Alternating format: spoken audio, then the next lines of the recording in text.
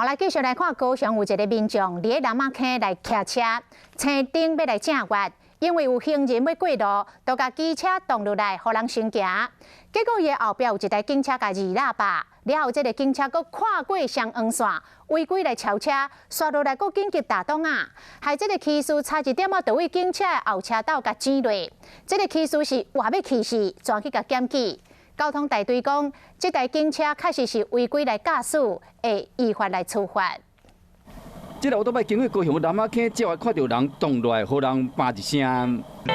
我头一个看是一台警察车，安尼个还袂煞，唔知这警察大人有偌赶，伊直接就绕过双黄线加速超车，险啊就甲弄掉。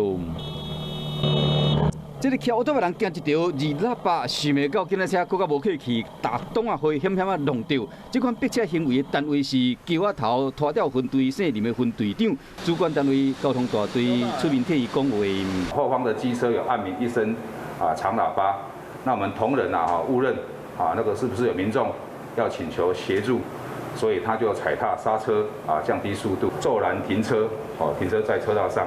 相关的这个态样，我们才会认定它是有逼车的部分。警方讲，原来像安尼有连续的行为，才算是逼车。那呢，到过双黄线，应该就无会讲啊。我会依交通管理组条例相关的规定予以自担告发。那另外远景驾驶警备车违规违反交通安全规则的部分，另外我们给予行政处分。处理民众交通违规的拖吊分队，身为执法的人员，更加违法，真正是歹带头。